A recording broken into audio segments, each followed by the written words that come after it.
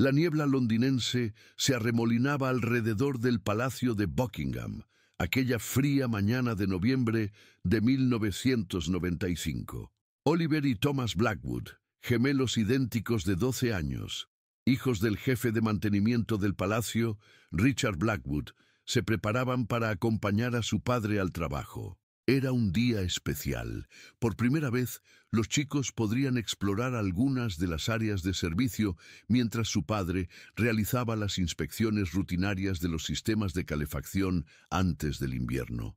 «Recordad, no debéis alejaros de las zonas que os he indicado», les advirtió Richard mientras atravesaban la entrada de servicio, mostrando su identificación al guardia.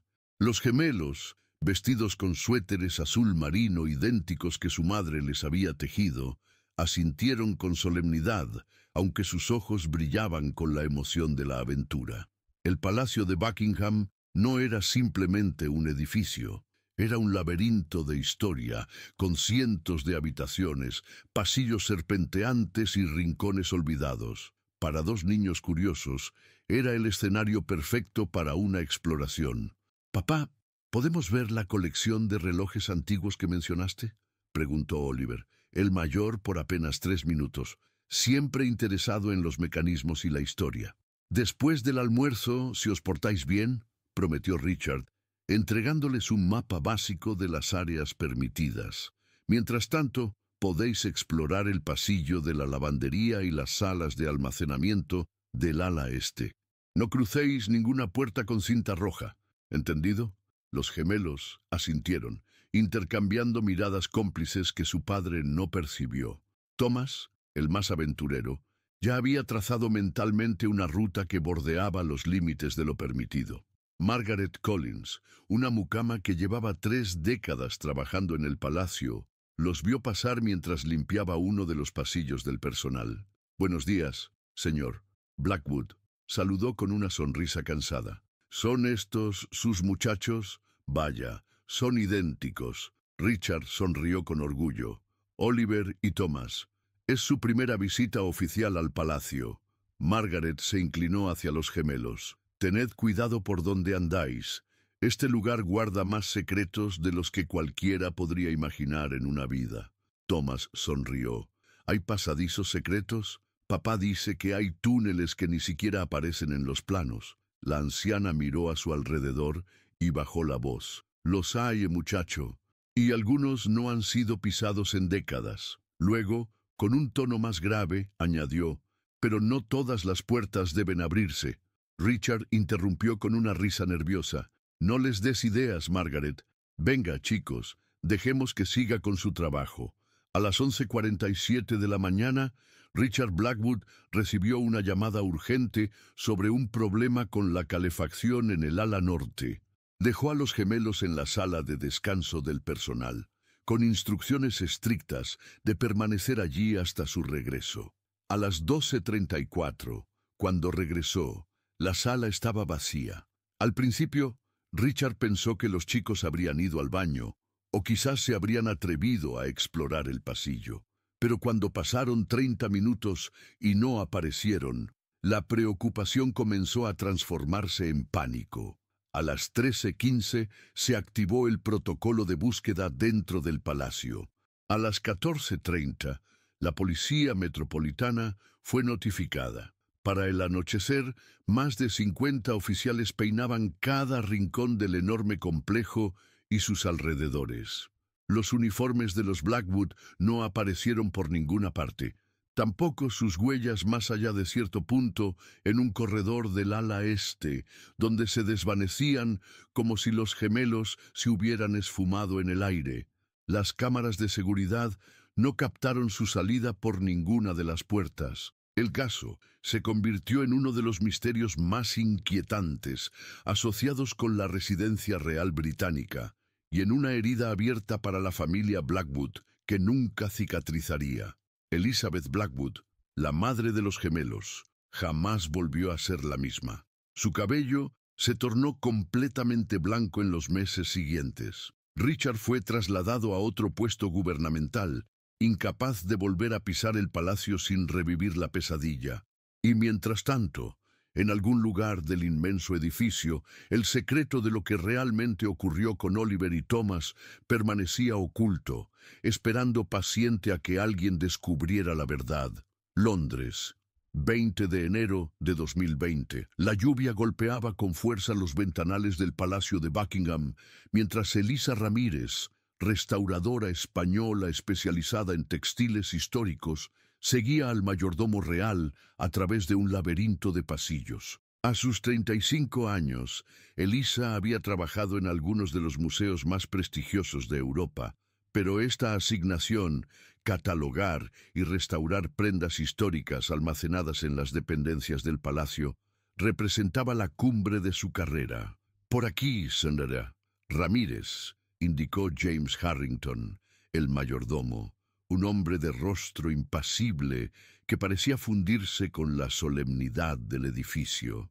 Las reformas estructurales han revelado varios espacios de almacenamiento que llevaban décadas sellados. Su trabajo será evaluar el contenido textil y determinar su valor histórico. Elisa asintió, ajustando las gafas sobre su nariz. ¿Tienen algún inventario preliminar? Me temo que no. Algunos de estos espacios no aparecen siquiera en los planos originales. Harrington se detuvo frente a una puerta de madera oscura. Este es uno de los descubrimientos más recientes. Aparentemente, quedó sellado durante las renovaciones de 1950, pero el muro que lo ocultaba se dañó durante los trabajos actuales. Al abrir la puerta, el olor a humedad y tiempo estancado golpeó a Elisa. Una nube de polvo danzó en el haz de luz que proyectaba la linterna de Harrington. La habitación era pequeña, con estanterías que contenían cajas y baúles antiguos. «Tendré que trabajar con mascarilla», murmuró Elisa, observando el espacio. «¿Cuánto tiempo tengo?» 3 semanas para la evaluación inicial», respondió Harrington. «La catalogación completa podría llevar meses, dependiendo de sus hallazgos». Durante los siguientes días, Elisa estableció un metódico sistema de trabajo. Cada prenda, cada textil, era fotografiado, documentado y colocado en contenedores de conservación adecuados. La mayoría eran elementos predecibles, uniformes antiguos del personal, cortinajes retirados durante renovaciones anteriores y ocasionalmente prendas de vestir que pertenecieron a miembros de la familia real. Fue al 6º día cuando Elisa descubrió una pequeña puerta disimulada en la pared del fondo, detrás de un armario metálico. Apenas visible, parecía un panel de acceso a algún tipo de ducto o sistema mecánico. La curiosidad profesional pudo más que la prudencia. Usando una pequeña palanca de su kit de herramientas, Elisa forzó suavemente el mecanismo oxidado. La puerta cedió con un quejido metálico, revelando un espacio aún más reducido, apenas del tamaño de un armario grande. Dentro, perfectamente doblados sobre una repisa de madera, había 2 suéteres azul marino idénticos de talla infantil. Junto a ellos, 2 pares de zapatos escolares y 2 mochilas con las iniciales O, B y T, B bordadas. Elisa fotografió el hallazgo antes de tocar nada. Algo en la disposición de los objetos le provocó un escalofrío. No parecían haber sido guardados, parecían haber sido colocados cuidadosamente, casi como en un altar improvisado. Cuando finalmente levantó uno de los suéteres, una fotografía cayó al suelo. Elisa la recogió con manos temblorosas. Era una instantánea Polaroid descolorida que mostraba a 2 niños idénticos sonriendo frente a lo que parecía ser una entrada de servicio del palacio. En el reverso, con una caligrafía infantil, se leía «Oliver y Thomas, primer día en el palacio, 15 de noviembre de 1995». El nombre evocó un recuerdo difuso en la mente de Elisa.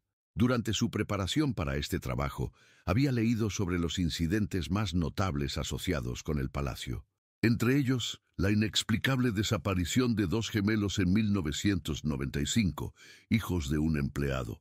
Con el corazón acelerado, Elisa documentó meticulosamente cada elemento, notando detalles que podrían pasar desapercibidos para ojos menos entrenados. Pequeñas manchas en los puños de los suéteres, un botón reparado en uno de ellos, las suelas gastadas de manera diferente en cada par de zapatos, revelando distintos patrones de caminar a pesar de ser gemelos. Esa noche, en su habitación de hotel, Elisa no pudo dormir.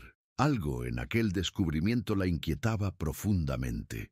¿Cómo habían llegado esas pertenencias a un espacio sellado? La respuesta más lógica, que alguien las había colocado allí antes de que el espacio fuera clausurado, planteaba preguntas aún más perturbadoras. A la mañana siguiente, Elisa reportó oficialmente su hallazgo a Harrington. La reacción del mayordomo fue casi imperceptible, pero Elisa, acostumbrada a observar los más mínimos detalles en su trabajo, notó cómo la comisura de su ojo izquierdo se tensaba ligeramente. «Informaré a las autoridades correspondientes», dijo con voz neutra.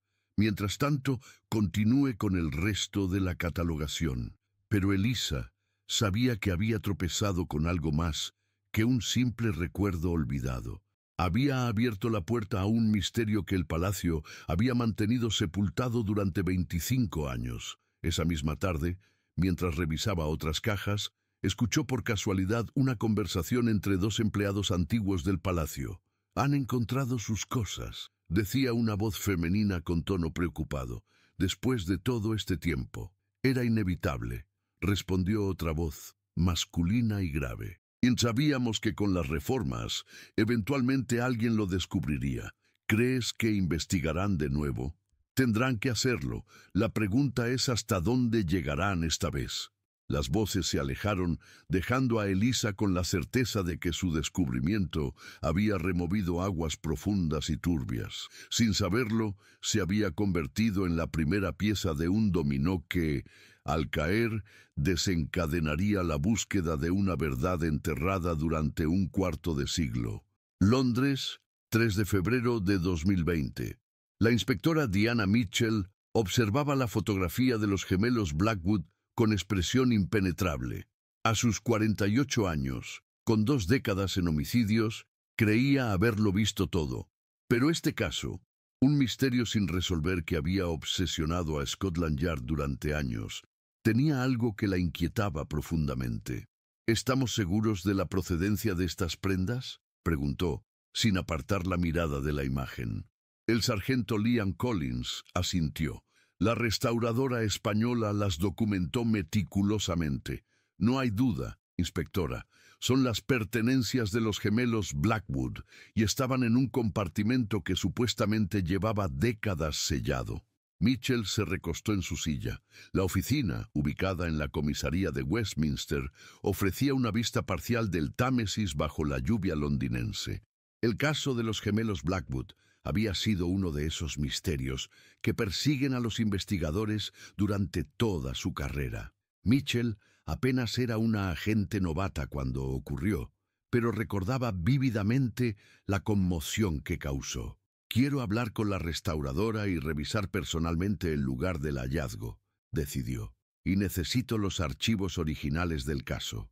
Todos ellos. 4 horas más tarde, Mitchell se encontraba en el Palacio de Buckingham, siguiendo a James Harrington y a Elisa Ramírez hacia el compartimento donde se había realizado el descubrimiento. El acceso había requerido permisos especiales, y Mitchell notó la resistencia sutil pero evidente de la administración del palacio. «Aquí es donde encontré los suéteres y las mochilas», explicó Elisa, señalando el pequeño espacio tras la puerta disimulada.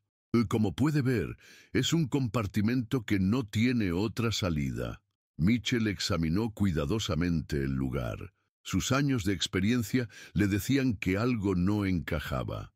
«Este espacio no estaba realmente sellado», murmuró, pasando los dedos por el marco de la puerta. «La oxidación en las bisagras muestra signos de movimiento ocasional. Alguien ha estado accediendo a este lugar a lo largo de los años». Harrington se aclaró la garganta. «Eso es imposible, inspectora. Este sector ha estado clausurado desde las renovaciones de los años 50. Mitchell le dirigió una mirada penetrante. «Señor Harrington, Llevo suficiente tiempo en mi trabajo para reconocer cuando me están mintiendo. Esta puerta ha sido abierta y cerrada múltiples veces en los últimos años. De regreso en la comisaría, Mitchell y Collins revisaban los archivos originales del caso Blackwood. Fotografías amarillentas, informes mecanografiados y transcripciones de entrevistas formaban un mosaico incompleto del día de la desaparición. «Es extraño», comentó Collins, señalando un informe. La búsqueda inicial se concentró exclusivamente en el interior del palacio. No fue hasta 72 horas después que se amplió a los alrededores y posibles salidas. «Como si alguien estuviera convencido de que los niños seguían dentro», murmuró Mitchell. «O como si quisieran asegurarse de que la búsqueda exterior comenzara demasiado tarde». A la mañana siguiente, Mitchell se dirigió a Bristol para visitar a Elizabeth Blackwood, la madre de los gemelos. La mujer, ahora de 68 años, vivía sola en una modesta casa adosada. Su cabello, completamente blanco, enmarcaba un rostro marcado por el dolor persistente. «Nunca dejé de buscarlos», dijo Elizabeth después de que Mitchell le explicara el motivo de su visita. Su voz era apenas un susurro, como si hablar en voz alta pudiera romper el frágil equilibrio que había construido. Richard se rindió después de 10 años. Se mudó a Escocia con su nueva esposa. «Yo no puedo seguir adelante sin saber. Señora Blackwood, necesito preguntarle algo que quizás le resulte doloroso», dijo Mitchell con suavidad. «¿Recuerda si sus hijos mencionaron algo inusual sobre el palacio antes de su desaparición?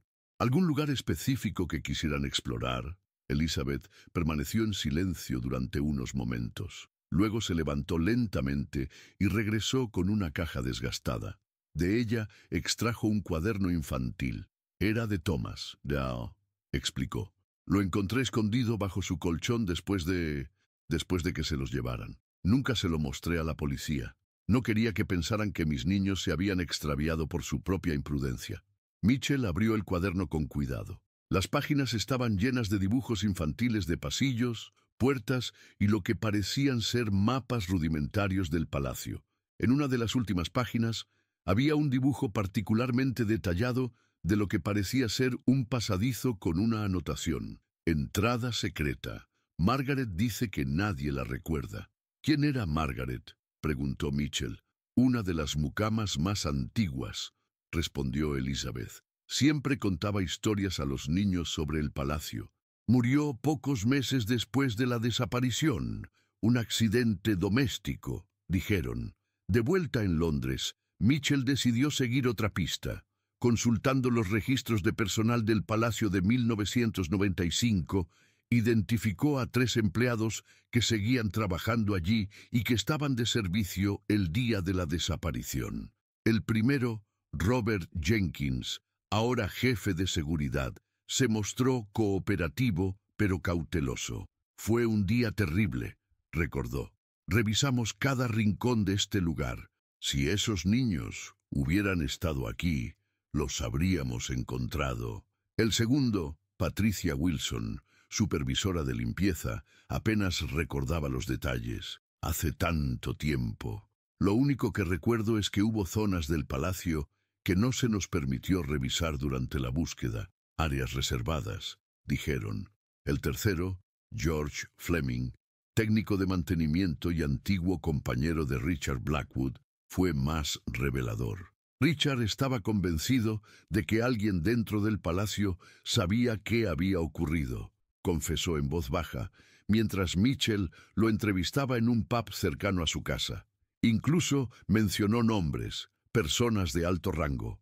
«¿Qué nombres?», presionó Mitchell. Fleming vaciló. «No recuerdo exactamente, pero sé que después de que Richard comenzara a hacer acusaciones, fue transferido inmediatamente. Le ofrecieron un puesto mejor, con más dinero, pero lejos de Londres. Un silenciamiento elegante, si me pregunta». Esa noche, mientras Mitchell organizaba la información en la pizarra de su oficina, recibió una llamada de Elisa Ramírez. «Inspectora, he encontrado algo más», dijo la restauradora con voz tensa. Estaba revisando las fotografías que tomé de los suéteres bajo luz ultravioleta, buscando manchas o residuos, y hay algo escrito en el interior del cuello de uno de ellos. Parece haber sido grabado con algún objeto punzante. ¿Qué dice?, preguntó Mitchell, sintiendo que se acercaban a algo importante.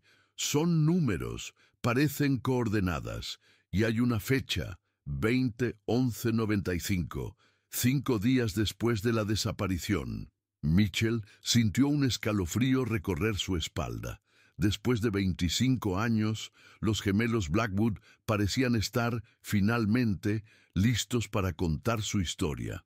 Londres, 10 de febrero de 2020. La inspectora Mitchell contemplaba el mapa extendido sobre su escritorio. Las coordenadas encontradas en el suéter de uno de los gemelos señalaban un punto específico en Richmond Park, una vasta extensión de terreno al suroeste de Londres. Más precisamente, indicaban una zona boscosa cerca de los límites de la propiedad real. ¿Por qué allí?, murmuró para sí misma. ¿Y por qué 5 días después de la desaparición?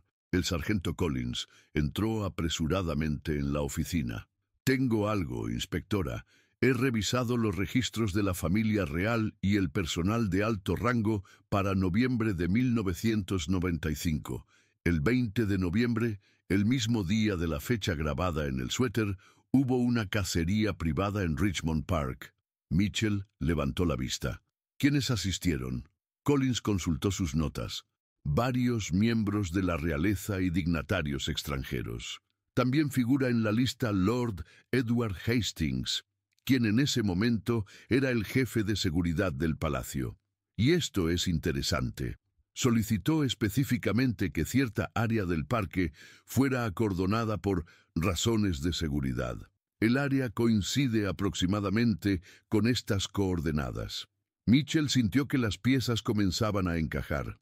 «Necesitamos una orden para excavar en ese lugar. Obtener los permisos necesarios para una excavación en terrenos reales fue, predeciblemente, un proceso plagado de obstáculos burocráticos. La resistencia institucional era palpable.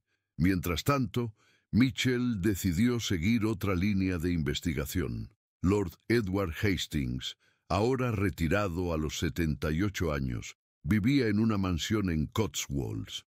Mitchell concertó una entrevista bajo el pretexto de estar escribiendo un libro sobre la seguridad real. El antiguo jefe de seguridad la recibió en su estudio, rodeado de memorabilia de sus años de servicio. A pesar de su edad, Hastings mantenía una postura militar y una mirada incisiva. «La seguridad del palacio siempre fue mi máxima prioridad», declaró con orgullo.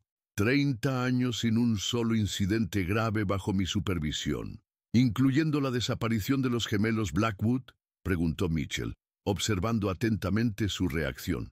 El cambio fue sutil pero revelador. Un ligero endurecimiento en la mandíbula, una tensión casi imperceptible en los hombros, una tragedia lamentable, respondió con voz controlada.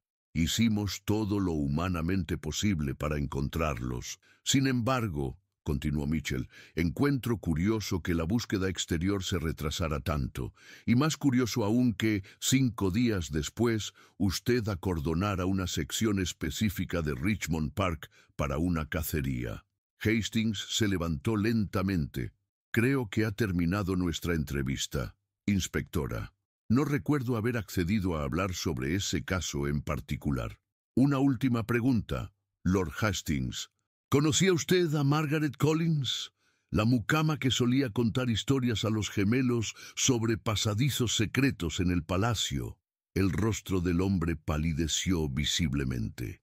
«Muestre la salida, por favor», dijo con voz ronca. 2 días después, el equipo de Mitchell finalmente recibió autorización para examinar el área en Richmond Park. Con un equipo forense y perros detectores, iniciaron una meticulosa búsqueda. Fue al atardecer cuando uno de los perros comenzó a ladrar insistentemente junto a un viejo roble. Las excavaciones revelaron a aproximadamente 1 metro de profundidad restos de lo que parecía ser un pequeño cofre metálico, severamente corroído por el tiempo y la humedad. Dentro, protegido por varias capas de plástico, había un cuaderno infantil similar al que Elizabeth Blackwood había mostrado a Mitchell. En la primera página, con letra temblorosa, se leía: «Si alguien encuentra esto, somos Oliver y Thomas Blackwood. Por favor, avisen a nuestra madre. Nos mantienen en...». El resto de la página estaba manchada y resultaba ilegible. Las páginas siguientes contenían dibujos detallados de lo que parecía ser un sótano o bodega, con anotaciones sobre rutinas de guardias y posibles rutas de escape. Mitchell ordenó inmediatamente una comparación caligráfica con muestras de escritura de los gemelos, confirmando la autenticidad del documento. El cuaderno demostraba que, al menos 5 días después de su desaparición, los gemelos seguían vivos y habían logrado enviar un mensaje que, hasta ahora, nadie había encontrado. Paralelamente, Elisa Ramírez había continuado su investigación en el palacio.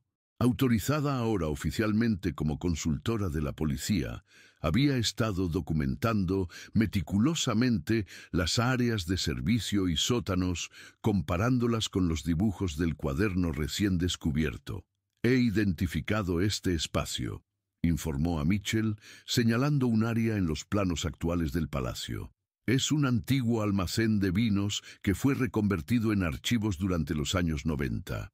Según los registros, las renovaciones comenzaron precisamente en noviembre de 1995 y estuvieron a cargo de una empresa privada contratada directamente por la oficina de Lord Hastings. Armados con una orden judicial, Mitchell y su equipo accedieron a dicha área. El espacio actual, pulcramente organizado con estanterías metálicas y cajas de archivos, no se parecía en nada a los dibujos de los gemelos. «El suelo», observó Collins, golpeando ligeramente con el pie. «Suena hueco en algunas partes». Un examen más detallado reveló que el suelo actual había sido instalado sobre el original. Después de obtener los permisos necesarios, removieron una sección, descubriendo un espacio oculto de aproximadamente 2 metros cuadrados. Las paredes de este cubículo secreto mostraban marcas de arañazos y lo que parecían ser mensajes escritos con algún objeto punzante. Los análisis forenses preliminares indicaron que las marcas databan de aproximadamente 25 años atrás. Algunas formaban palabras legibles: ayuda, mamá, Hastings, sabe. Mitchell ordenó una investigación exhaustiva del área, incluyendo análisis de ADN y búsqueda de microvestigios. Los resultados fueron concluyentes. Se encontraron muestras de sangre que, comparadas con el ADN de Elizabeth Blackwood, confirmaron que pertenecían a sus hijos. Con esta evidencia, Mitchell obtuvo una orden para interrogar formalmente a Lord Hastings y acceder a todos sus registros personales y oficiales de 1995. La noche antes del interrogatorio programado, la inspectora recibió una llamada anónima. «No está buscando en el lugar correcto», dijo una voz distorsionada. «Los niños nunca estuvieron destinados a desaparecer permanentemente. Fue un secuestro que salió mal. Busque en los registros de transferencias bancarias de Hastings en diciembre de 1995 y pregúntele sobre el embajador saudí». Antes de que Mitchell pudiera responder, la llamada se cortó. Inmediatamente solicitó acceso a los registros financieros mencionados, descubriendo una transferencia inusual de 500,000 libras desde una cuenta en las Islas Caimán a una fundación benéfica dirigida por la esposa de Hastings. El caso estaba tomando un giro inesperado, sugiriendo que la desaparición de los gemelos podría haber sido parte de algo mucho más complejo que un simple accidente o acto criminal aislado. A la mañana siguiente, cuando Mitchell llegó para el interrogatorio programado, fue recibida por la noticia de que Lord Edward Hastings había fallecido durante la noche. La causa oficial: un ataque cardíaco. Pero Mitchell sabía que estaban demasiado cerca de la verdad como para detenerse ahora. Alguien más conocía la historia completa, y ese alguien había comenzado a hablar. Londres, 5 de marzo de 2020. La oficina de la inspectora Mitchell se había convertido en un centro de operaciones dedicado exclusivamente al caso Blackwood. Las paredes estaban cubiertas de fotografías, líneas de tiempo y diagramas que conectaban a los diversos implicados. La muerte de Lord Hastings, lejos de cerrar la investigación, había abierto nuevas vías. La autopsia confirma un ataque cardíaco, informó Collins, dejando el informe sobre el escritorio. Pero también encontraron restos de una sustancia en su sistema que podría haber inducido los síntomas. No es concluyente, pero es sospechoso. Mitchell asintió, sin sorprenderse. ¿Qué sabemos sobre el embajador saudí mencionado en la llamada anónima? En noviembre de 1995, el embajador era el príncipe Khalid Al Saud. Realizó 3 visitas oficiales al Palacio de Buckingham ese mes, la última coincidiendo con el día de la desaparición de los gemelos. La pista del embajador condujo a Mitchell a revisar los protocolos de seguridad para visitas diplomáticas de alto nivel. Descubrió que, para delegaciones especialmente importantes, se implementaban medidas extraordinarias, incluyendo el cierre temporal de ciertas áreas del palacio. «Ahí está», murmuró Mitchell, conectando los puntos. El ala este, donde desaparecieron los gemelos, fue parcialmente restringida ese día debido a la visita del embajador. Mientras tanto, Elisa Ramírez había continuado su meticuloso trabajo en el palacio.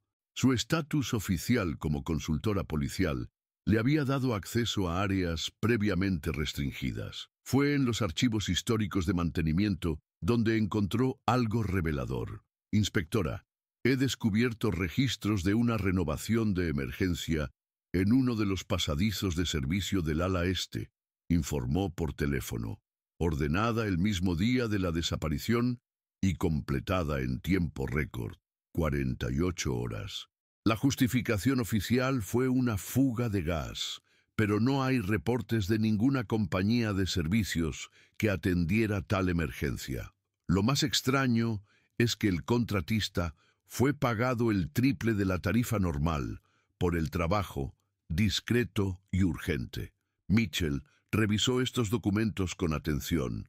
«Necesitamos hablar con ese contratista». Martin Graves, ahora de 72 años, vivía retirado en un pequeño pueblo costero.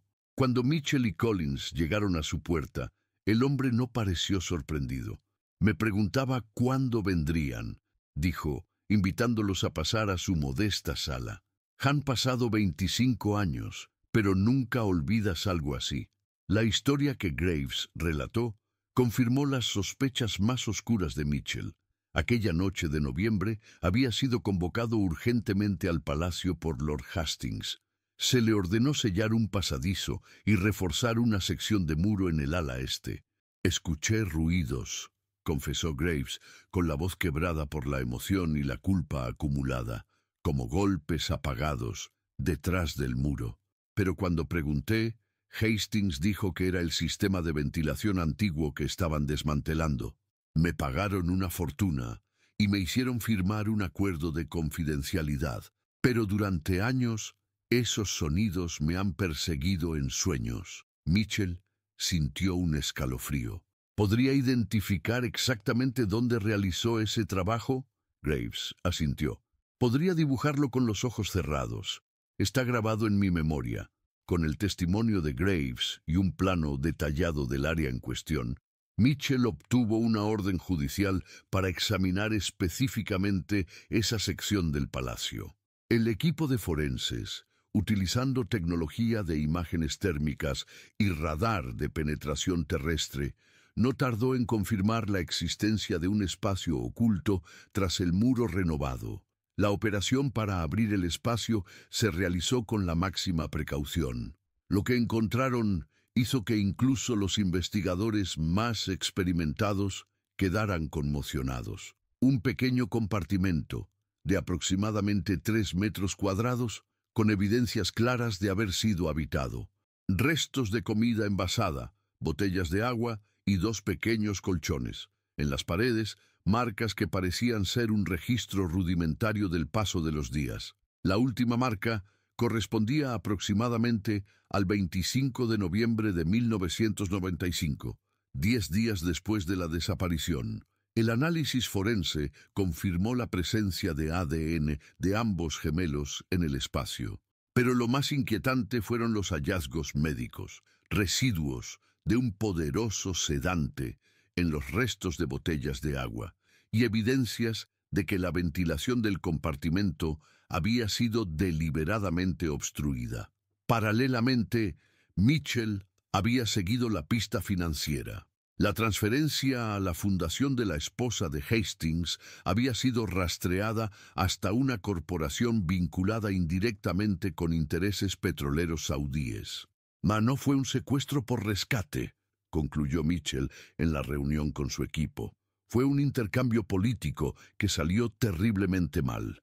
Finalmente, la llamada anónima resultó provenir de Janet Reynolds, antigua secretaria personal de Lord Hastings, quien decidió hablar tras la muerte de su jefe. Su testimonio completó las piezas faltantes del rompecabezas. Todo fue por unos documentos confidenciales, explicó Reynolds a Mitchell durante una entrevista grabada. El príncipe Khalid sospechaba que ciertos documentos comprometedores relacionados con acuerdos armamentísticos habían sido filtrados a la prensa británica por alguien dentro del palacio. Amenazó con cancelar un contrato multimillonario si no se identificaba y neutralizaba la filtración.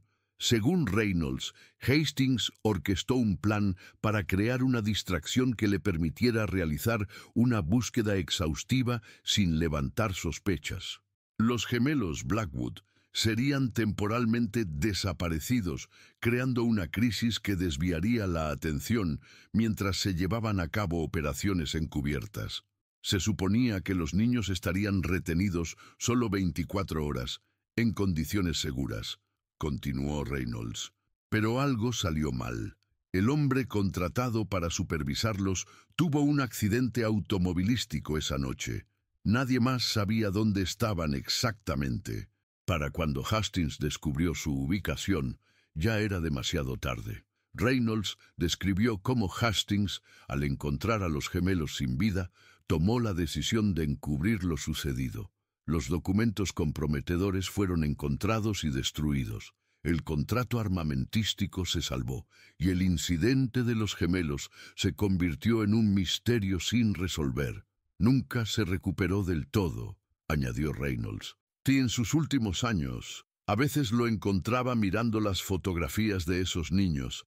Creo que parte de él quería que la verdad saliera a la luz. El 15 de abril de 2020, Elizabeth Blackwood recibió finalmente las respuestas que había buscado durante 25 años. Mitchell le presentó personalmente todas las evidencias y conclusiones de la investigación. La mujer escuchó en silencio, sus manos aferrándose a la fotografía desgastada de sus hijos. Siempre supe que no se habían perdido simplemente, dijo finalmente, con una calma sorprendente. Siempre supe que me los habían arrebatado. Una semana después, en una discreta ceremonia, los restos de Oliver y Thomas Blackwood fueron finalmente exhumados del muro donde habían permanecido ocultos durante un cuarto de siglo. Fueron enterrados propiamente en un cementerio de Londres, con su madre, ahora anciana, de pie junto a las pequeñas lápidas. La investigación tuvo repercusiones a nivel internacional. 3 antiguos funcionarios fueron procesados por obstrucción a la justicia y encubrimiento. La corona emitió una disculpa oficial a la familia Blackwood. Se estableció una comisión independiente para revisar los protocolos de seguridad en todas las residencias reales. Para Mitchell, el caso representó el punto culminante de su carrera, pero también su aspecto más sombrío. La verdad no siempre trae consuelo, reflexionó en su informe final, pero siempre trae justicia. Y la justicia, por tardía que sea, es lo único que podemos ofrecer a aquellos a quienes el poder ha silenciado. Elisa Ramírez regresó a España, llevando consigo el peso de haber desenterrado una verdad tan dolorosa. pero también llevaba la certeza de que su trabajo había permitido que dos niños, olvidados por la historia oficial, finalmente pudieran descansar en paz. Los suéteres azul marino, tan meticulosamente conservados durante décadas, fueron entregados a Elizabeth Blackwood. La anciana los colocó cuidadosamente en un marco que colgó en la pared de su sala, junto a la fotografía de sus hijos sonriendo frente al palacio. Un recordatorio de que incluso los secretos más profundamente enterrados bajo el peso del poder y el tiempo, eventualmente encuentran su camino hacia la luz.